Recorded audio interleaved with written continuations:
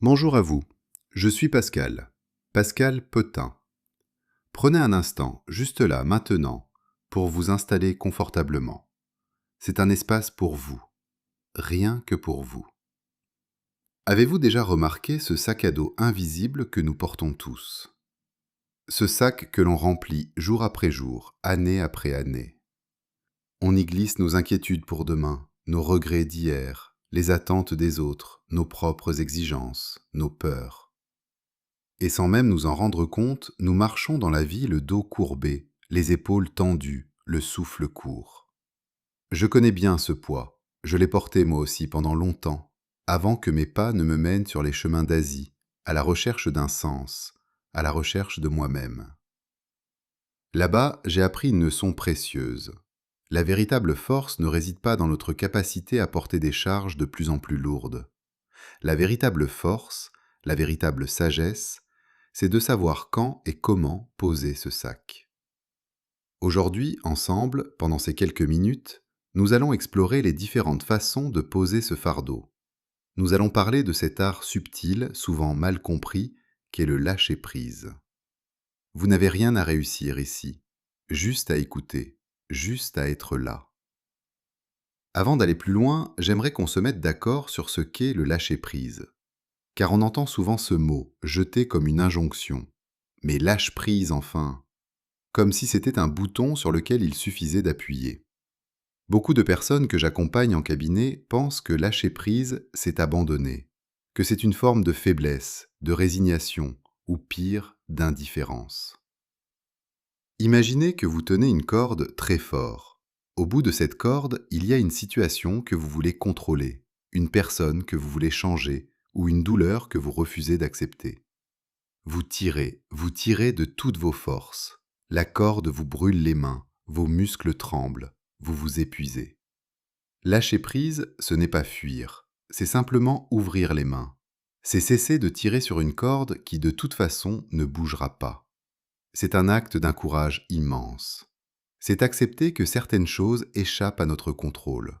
C'est faire la paix avec ce qui est, plutôt que de s'épuiser à lutter pour ce qui devrait être. C'est une reddition, oui, mais une reddition victorieuse, celle qui ramène la paix à l'intérieur. La première porte d'entrée vers ce lâcher-prise, la plus accessible, la plus fidèle, c'est votre souffle. Votre respiration est le seul pont qui relie votre corps à votre esprit et le passé au présent. On ne peut pas respirer dans le passé, on ne peut pas respirer dans le futur, on ne respire que maintenant. Je vous invite à faire l'expérience avec moi, là, tout de suite. Si vous le pouvez, fermez doucement les yeux. Sentez vos pieds sur le sol. Prenez une profonde inspiration par le nez. Sentez l'air frais qui entre, qui gonfle votre ventre, votre poitrine. Inspirez et soufflez lentement par la bouche, comme dans une paille, en relâchant vos épaules. Expirez. Encore une fois.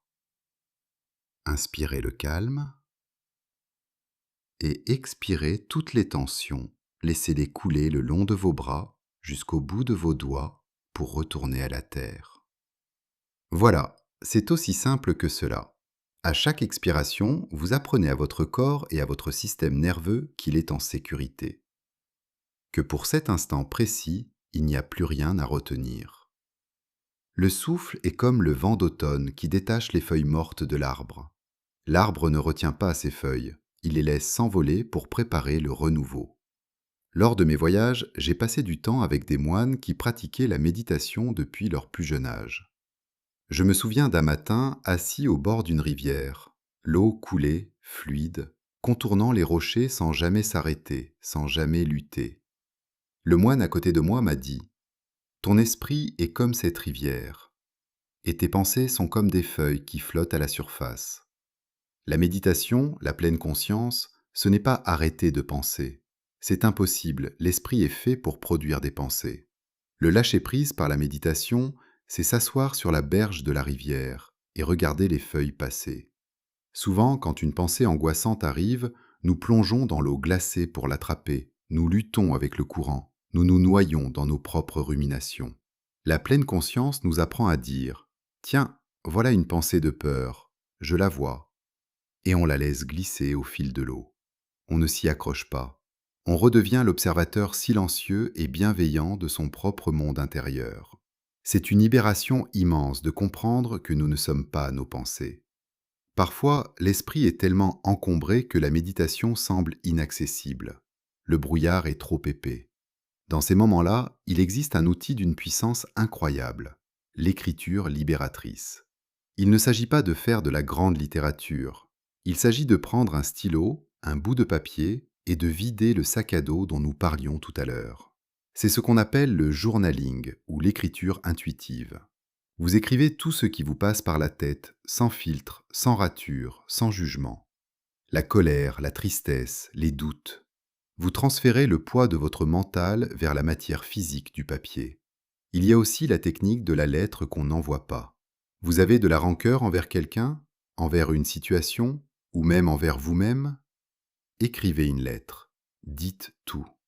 Les mots les plus durs, les émotions les plus brutes. Laissez couler l'encre comme on laisse couler des larmes.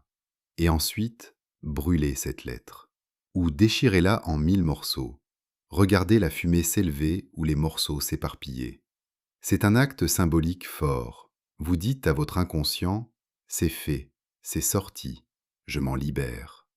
Nous oublions trop souvent que nos émotions ne vivent pas que dans notre tête, elles s'impriment dans notre corps. Le stress se loge dans notre trapèze, la peur noue notre ventre, la tristesse serre notre poitrine. Pour lâcher prise mentalement, il faut parfois commencer par lâcher prise physiquement. Avez-vous déjà observé un animal comme un chien ou un oiseau après une grosse frayeur? La première chose qu'il fait, c'est de se secouer vigoureusement. Il évacue physiquement l'énergie du stress. Nous, les humains, nous gardons tout à l'intérieur. Alors, bougez. Le yoga, par exemple, est une merveilleuse façon de renouer avec ses sensations, d'étirer les zones de tension avec bienveillance. Mais cela peut être plus simple encore. Mettez une musique que vous aimez dans votre salon et dansez. Une danse libre, sans chorégraphie, sans miroir. Laissez votre corps faire les mouvements dont il a besoin. Secouez vos bras, vos jambes. Ou bien pratiquez la marche consciente. Marchez dans la nature en sentant délibérément le déroulé de chaque pas sur la terre. Le mouvement remet l'énergie en circulation. Il brise la glace de nos blocages intérieurs. Et puis, il y a des fardeaux qui sont enfouis plus profondément. Des croyances limitantes, des peurs anciennes, des schémas qui se répètent et dont on n'arrive pas à se défaire, même avec toute la volonté du monde. C'est ici que mon cœur de métier, l'hypnose, prend tout son sens. En tant que maître praticien, je vois chaque jour à quel point notre inconscient est un protecteur zélé. S'il vous empêche de lâcher prise, c'est souvent parce qu'il croit, à tort, que ce contrôle vous maintient en sécurité. L'hypnose, qu'elle soit ericksonienne ou spirituelle, n'est pas une perte de contrôle, bien au contraire. C'est un état de conscience élargi, un voyage à l'intérieur de soi. En état d'hypnose, nous contournons le mental analytique, celui qui juge et qui résiste. Nous allons parler directement à cette part profonde de vous. Nous allons lui murmurer qu'elle est en sécurité aujourd'hui, qu'elle n'a plus besoin de porter cette vieille armure rouillée qui l'empêche de bouger. L'hypnose permet de reprogrammer ces vieux logiciels, de couper des liens toxiques et de libérer les mémoires cellulaires. C'est un lâcher-prise profond, réparateur, où l'on se laisse porter par la voix en toute confiance pour aller guérir l'enfant intérieur. Toutes ces techniques nous mènent vers une philosophie de vie plus globale, celle de l'acceptation. C'est une sagesse que l'on retrouve dans le stoïcisme doux, mais aussi dans les philosophies asiatiques que j'ai tant étudiées. Il y a une métaphore que j'aime beaucoup, celle du chêne et du roseau, ou du bambou. Face à la tempête, le chêne, rigide, fier, qui veut résister à la force du vent, finit par se déraciner et se briser. Le bambou, lui, plie. Il plie jusqu'à toucher le sol. Il accepte la force du vent. Il ne lutte pas contre la tempête. Et quand le vent se calme, le bambou se redresse, intact. L'acceptation, c'est la philosophie du non-contrôle. C'est comprendre que la souffrance n'est toujours de la résistance. Pourquoi cela m'arrive-t-il ? Ce n'est pas juste, ça devrait être autrement. Ces pensées sont naturelles, mais elles nous épuisent. Lâcher prise par l'acceptation, c'est dire « D'accord, c'est ainsi pour le moment. Je n'aime pas cette situation, mais je l'accepte comme point de départ. C'est à partir de cette acceptation sincère que la véritable transformation peut commencer. On ne peut pas guérir une blessure qu'on refuse de regarder. Enfin, il y a un maître silencieux qui nous enseigne le lâcher-prise à chaque instant, si nous prenons le temps de l'écouter. La nature. Quand vous vous sentez submergé, allez marcher en forêt. Approchez-vous d'un arbre centenaire. Posez vos mains sur son écorce. Sentez son ancrage.